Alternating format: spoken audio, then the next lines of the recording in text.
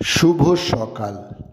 আজ ১৩ই অগ্রহায়ণ ১৪৩২, ইংরাজির ৩০শে নভেম্বর ২০২৫। ১৯১৭ জগদীশচন্দ্র বসুর ৬০তম জন্মদিনে কলকাতায় বসু বিজ্ঞান মন্দিরের দ্বারোদ্ঘাটন করা হয় ৩০শে নভেম্বর। জগদীশচন্দ্র একজন জগদ্বিখ্যাত বাঙালি পদার্থবিদ, জীববিজ্ঞানী এবং কল্পবিজ্ঞান রচয়িতা। আজ তাঁর জন্মদিন। ৩০শে নভেম্বর ১৮৫৮ বর্তমান বাংলাদেশের বিক্রমপুরের রাঁড়িখাল গ্রামে মুন্সীগঞ্জে তিনি জন্মগ্রহণ করেন। তাঁর কথায়, বিজ্ঞান প্রাচ্যের নয়, পাশ্চাত্যের নয়, ইহা বিশ্বজনীন।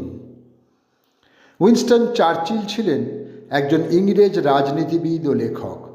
তাঁকে যুক্তরাজ্যের ও বিশ্ব ইতিহাসের অন্যতম গুরুত্বপূর্ণ নেতা হিসেবে গণ্য করা হয়।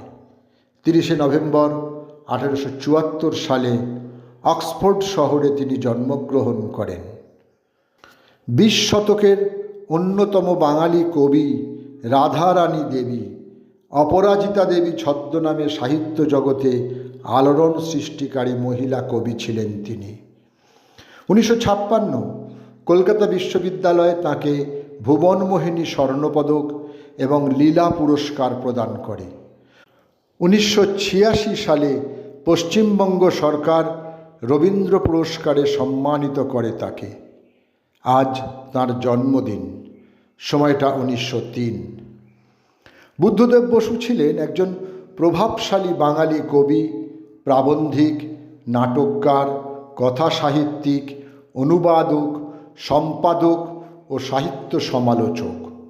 বিংশ শতাব্দীর ২০ ও ৩০-এর দশকে আধুনিক কবিতার পথিকৃতদের মধ্যে তিনি অন্যতম। ৩০শে নভেম্বর ১৯০৮ কুমিল্লায় তিনি জন্মগ্রহণ করেন। ৩০শে নভেম্বর ১৯২৮ বিহারের দানাপুরে ভূমিষ্ঠ হন অভিনেতা অমর গঙ্গোপাধ্যায়।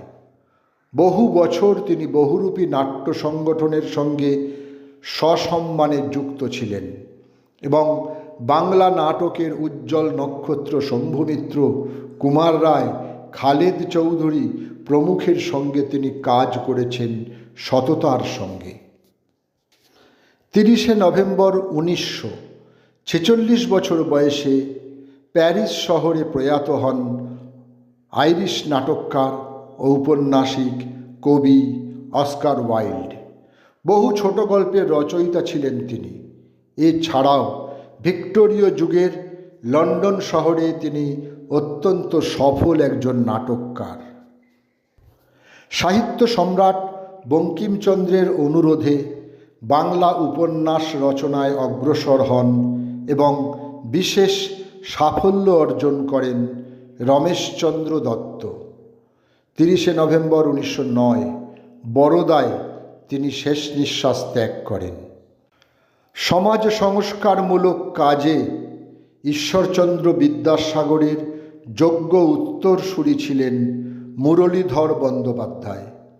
৩০শে নভেম্বর ১৯৩৩ তিনি পরলোক গমন করেন। তাঁর সুযোগ্য পুত্র হিরণ্ময় বন্দ্যোপাধ্যায় ছিলেন রবীন্দ্রভারতী বিশ্ববিদ্যালয়ের প্রাক্তন উপাচার্য। ৩০শে নভেম্বর ১৯৮৪ ৮৬ বছর বয়সে প্রয়াত হন বাংলার খ্যাতনামা গায়িকা, অভিনেত্রী ও নজরুল গীতির প্রবাদ প্রতিম শিল্পী ইন্দুবালা দেবী। ৩০শে নভেম্বর ১৯৮৪ ৫৬ বছর বয়সে কলকাতায় প্রয়াত হন রাধাকান্ত নন্দী। তবলা, পাখোয়াজ সহ নানান বাদ্যযন্ত্র বাদনে তিনি ছিলেন অদ্বিতীয়। মান্না দে বলতেন, রাধাবাবুর মতন ওই সুর তাল বাঁধবে কে, ও হচ্ছে ন্যাচারাল জিনিয়াস। আর নিজের কথায় রাধাকান্ত নন্দী বলতেন, তবলা আমায় বাজায়, তাই তো আমি বাজি। 30শে নভেম্বর 2018 শুক্রবার ভোর রাতে এক বেসরকারি হাসপাতালে প্রয়াত হন প্রখ্যাত অভিনেতা বিপ্লব কেতন চক্রবর্তী।